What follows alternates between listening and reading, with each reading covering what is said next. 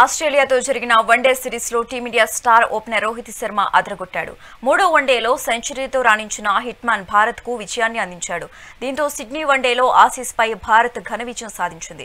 చివరి వన్డేలో 9 వికెట్ల తేడాతో గెలిచింది. రోహిత్ 121 నాటౌట్, కోహ్లీ 74 నాటౌట్గా నిలిచారు. ఆసీస్ 236 పరుగులకు ఆలౌట్ అవ్వగా భారత స్కోరు 1 వికెట్ నష్టానికి 237 పరుగులు చేసింది. అయితే 2-1 తేడాతో వన్డే సిరీస్ ఆసీస్ కైవసం చేసుకుంది. సిడ్నీ వన్డేలో ఆసీస్పై భారత్ ఘన విజయం. చివరి వన్డేలో 9 వికెట్ల తేడాతో గెలిచిన భారత్ చివరి వన్డేలో సెంచరీతో చెలరేగింది.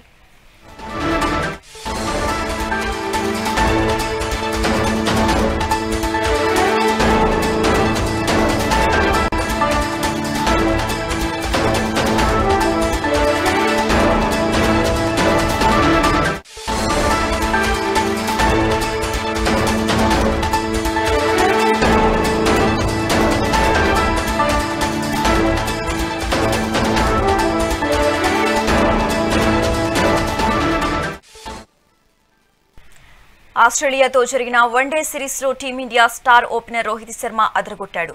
మూడో వన్డేలో సెంచరీతో రాణించిన హిట్మ్యాన్ భారత్కు ఘన విజయాన్ని అందించాడు. దీంతో సిడ్నీ వన్డేలో ఆసీస్పై భారత్ ఘన విజయం సాధించింది. చివరి వన్డేలో 9 వికెట్ల తేడాతో గెలిచింది. రోహిత్ 121 నాటౌట్, కోహ్లీ 74 నాటౌట్గా నిలిచారు. ఆసీస్ 236 పరుగులకు ఆలౌట్ అవ్వగా భారత స్కోరు 1 వికెట్ నష్టానికి 237 పరుగులు చేసింది.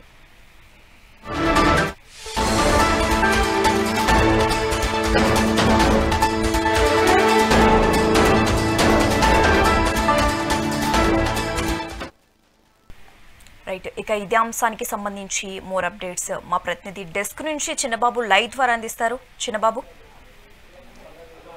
శశిరేఖ, సిడ్నీలో జరిగినటువంటి ఆస్ట్రేలియాతో జరిగినటువంటి మూడో వన్డేలో భారత్ ఘన విజయాన్ని సాధించిందని చెప్పాలి.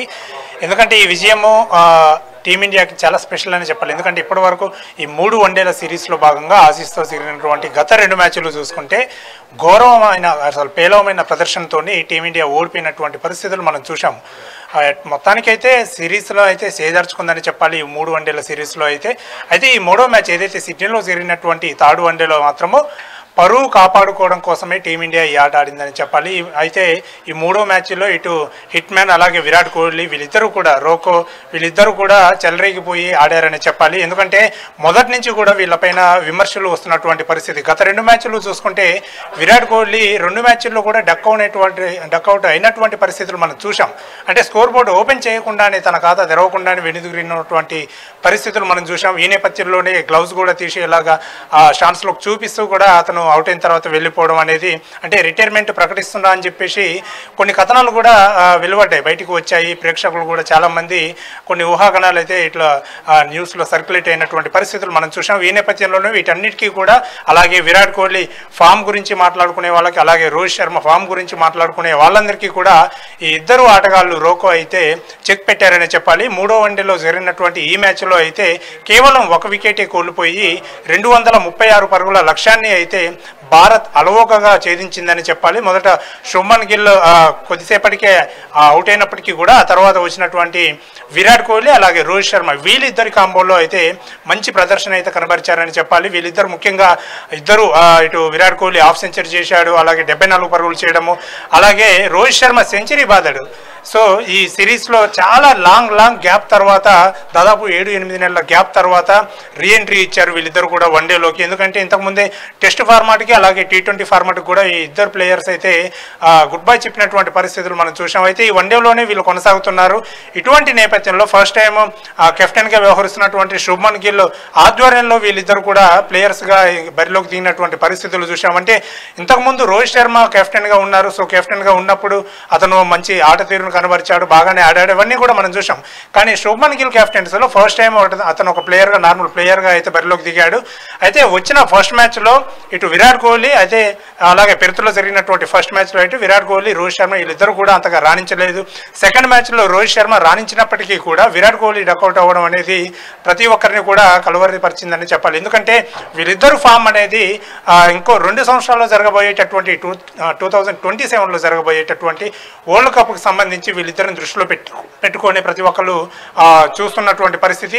ఈ నేపథ్యంలోనే మేనేజ్మెంట్ కూడా, అంటే వీళ్ళ ఫిట్నెస్ అలాగే వీళ్ళ ఫామ్ ఏదైతే ఆట తీరు తీరు ఉంటుందో, వీళ్ళ ఫామ్ని దృష్టిలో పెట్టుకొని 2027లో జరిగేటటువంటి వరల్డ్ కప్లో వీళ్ళని కొనసాగించాలా వద్దా అనే విషయాలు పరిగణలోకి తీసుకుంటారు. కాబట్టి సో ఈ గేమ్స్ అనేవి అంటే ఈ 3 వన్డేల సిరీస్ అయితేనేమి, ఆ తర్వాత జరగబోయే మ్యాచెస్ అయితేనేమి చాలా కీలకంగా మారినాయని చెప్పాలి.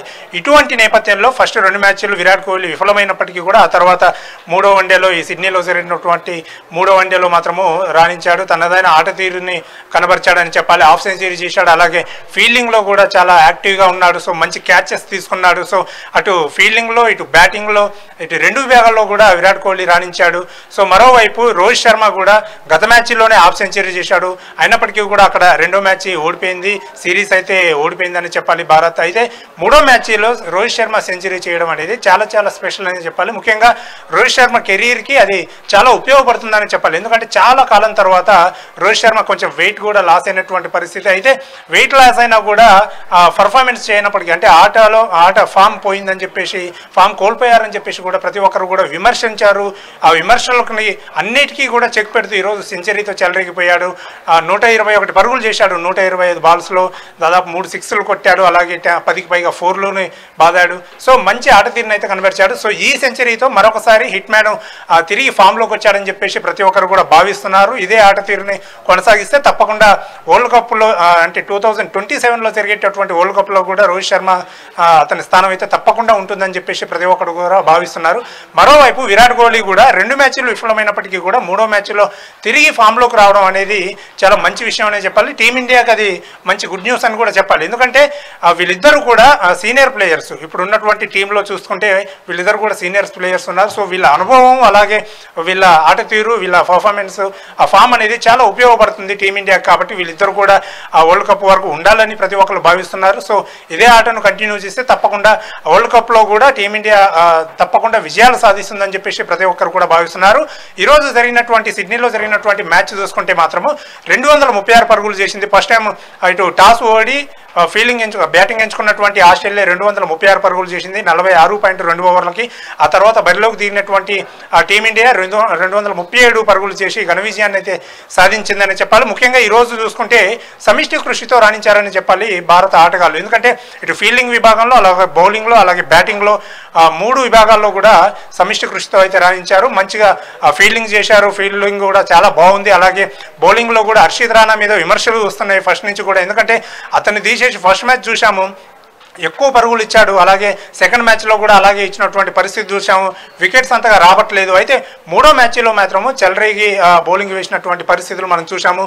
4 వికెట్లు తీశాడు హర్షిత్ రాణా. అలాగే అక్షర్దీప్, అలాగే హర్షదీప్ని ఈ మ్యాచ్లో తీసుకోలేదు. కుల్దీప్ యాదవ్ని తీసుకున్నారు, ప్రసిద్ధ్ కృష్ణని తీసుకున్నారు, అలాగే అక్షర్ పటేల్ ఉన్నారు. సో వీళ్ళందరూ కూడా, అలాగే వాషింగ్టన్ సుందర్ 2 వికెట్లు తీశాడు.